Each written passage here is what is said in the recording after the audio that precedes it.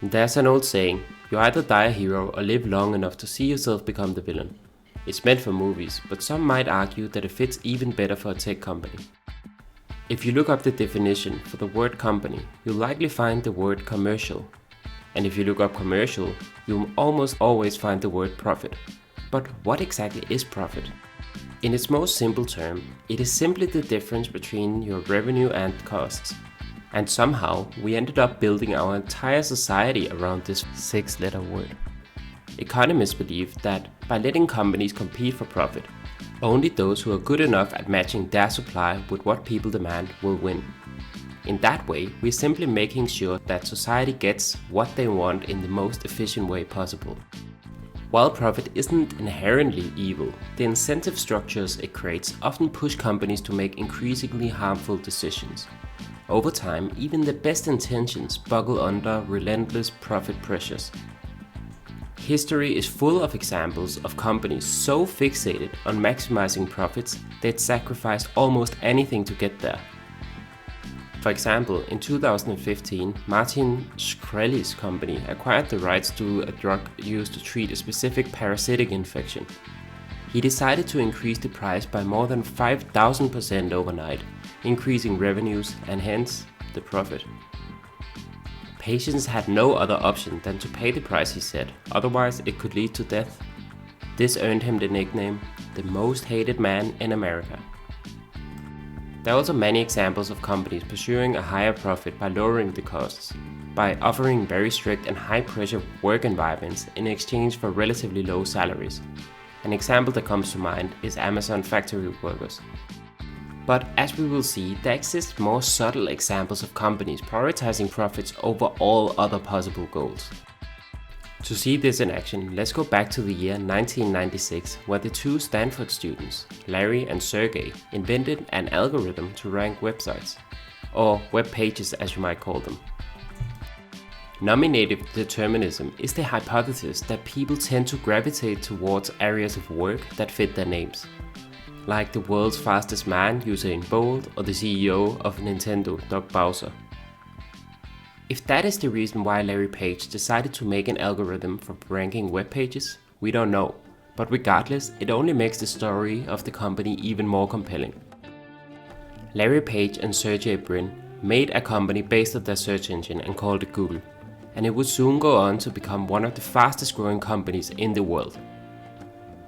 When they applied to go public in 2004, they started out the Code of Conduct document with the famous words, "Don't be evil." According to Wikipedia, no one is sure exactly who came up with the famous words, but one of the possible authors, Paul Butscheid, said that they wanted something that, once put in there, would be difficult to take out. The three words got much attention because it was such an odd thing for a public company to use as their motto.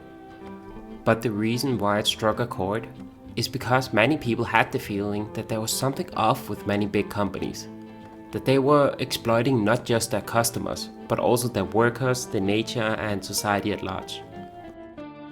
The Google co-founders echoed this sentiment in the so-called Don't Be Evil manifesto, where they wrote, "Don't be evil. We believe strongly that in the long term we'll be better served, as shareholders and in other ways, by a company that does good things for the world even if we forego some short-term gains." For a long time, it looked like they were actually living up to this ideal. They gave us the search engine, Gmail, and even YouTube at no cost. All of these applications were great. The search engine was the best at the market, it delivered fast results and gave more relevant links on the search query than any other search engine. This is the first step of what Cory Doctorow calls enshittification. In the first stage, companies offer an exceptional user experience. Google, for instance, became the best way to quickly find exactly what you are searching for.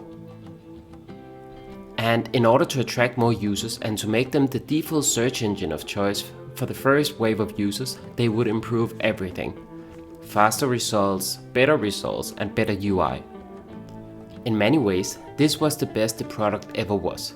It delivered a clear value proposition to its users, and it did it better than anyone else. Some people even used the word magic to describe the experience. The next step in the initiatification process is attracting suppliers. In the case of Google, everyone knows that the reason why they can provide the service for free is because they are funded by advertisements.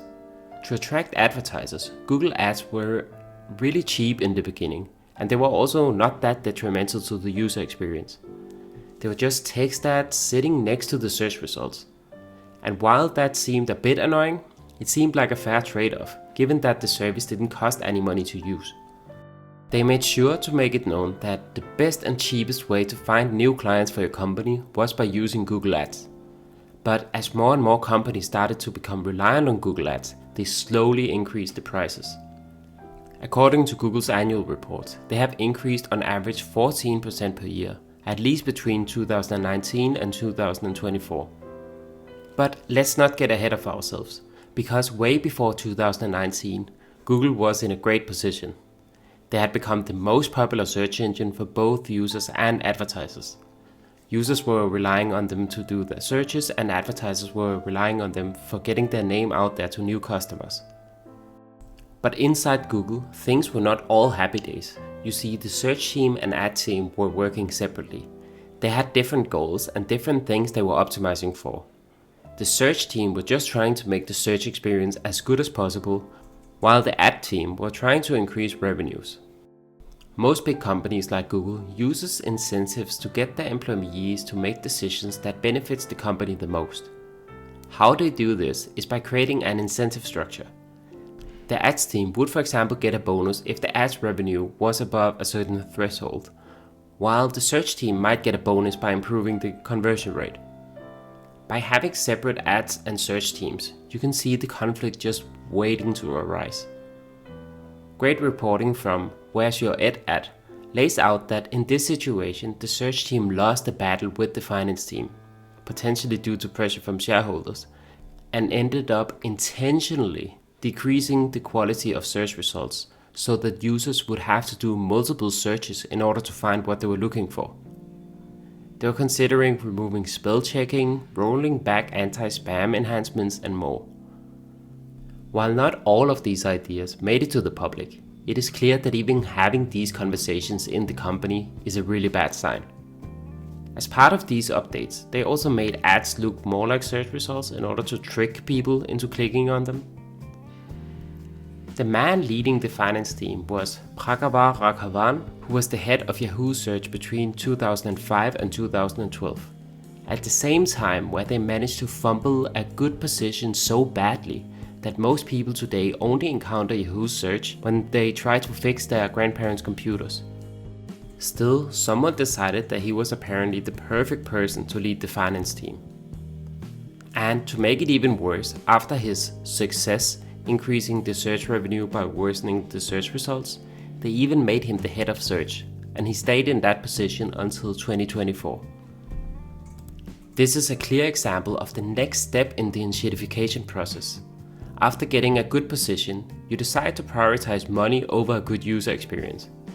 And you might ask, why don't people just leave for another search engine then? Well, some people do. But there's a real thing called switching costs. People are very unlikely to switch to another company, especially when the switching costs are high. And for most people, they don't even know how to switch to another search engine. And these companies are also very smart. They know that if they make the experience much worse overnight, people will notice.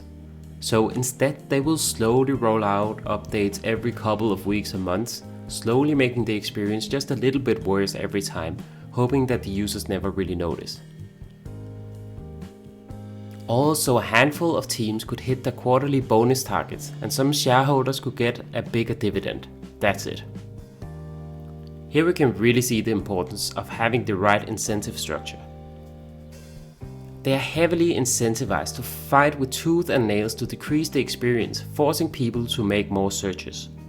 And at the end of each year, they are getting bonuses for doing this to us. But the problem is that over the long term, users will start noticing and slowly but surely decide to find better alternatives. But at that point, the teams have already gotten their nice bonuses every year and are ready for the next thing. And do you remember the Don't Be Evil manifesto that the Google co-founders laid out in the early years of the company? Let's just read that again. Don't be evil. We believe strongly that in the long term we'll be better served as shareholders and in all other ways by a company that does good things for the world, even if we forgo some short-term gains. So even in the early days they addressed this point, but what happened? Well, as we can see, at some point the people that stood up for doing the good things lost the internal battle. And at that point, things were just going down in a downward spiral. When a company wants to seek growth, they can do it in several different ways. One option that we have already seen is to make people use it more. This is not necessarily a bad option if you just make sure that you provide plenty of user value. Like a gym might decide to also offer running classes supplementing their existing weight training equipment. This is way better than doing like YouTube did, which is to, for example, offer shorts, which is specifically designed to make you addicted to the content you are seeing, wasting as much time as possible. Another option is to expand to more users. This makes sense at first glance. You don't want to trick people into using your service more and more. Instead, you just want to get it out to more people. But the issue comes when the new users have different wants and needs compared to the original target demographic. One of my favorite YouTubers, TechAlter, made an excellent video about this called Why Enthusiast Brands Will Betray You. In the video, he uses the phone brand OnePlus as an example. They started out having a really competitive product and amazing pricing. Phone nerds loved everything the brand stood for, amazing quality at amazing prices. And they were only able to do this because they had no paid advertisements and could only be bought directly from their website, cutting out the middlemen. But as they started growing and had basically reached all of the early adapters that they could, they looked at the mainstream customers, and those you cannot reach without advertisements or by being in physical stores. So they started optimizing not just their phones but their entire delivery strategy to the mainstream customers. And just like that, the phone for nerds became a phone for everyone. And a brand that once felt special became just another one. The final strategy I see companies using is to offer your service at a loss in the beginning to be a loss leader. For example, Uber and Airbnb are often mentioned in this regard. It seems like they used to use investor money to offer lower prices than the competition. And after a few years, when they had achieved a great position in the market, they stopped subsidizing the bookings to start making a profit. And to be clear, I'm not saying that this is necessarily a bad thing, but it certainly does not help the perception that people have of these companies. But let's return back to Google. As they were degrading their search experience, they apparently noticed that their old motto, "Don't be evil," was no longer a great fit for them. So in 2018, they've removed this from their code of conduct. A rather subtle but at least honest move that signified to the world that they were no longer the good guys anymore. Don't be evil wasn't just forgotten. It was deleted one small update at a time. Thanks for watching. If you've noticed your favorite products slowly getting worse, let me know below. I want to hear what companies you think turned the most evil and when they did it. And also please give the video a like and subscribe to my channel. That is the best way to help me out. Thank you.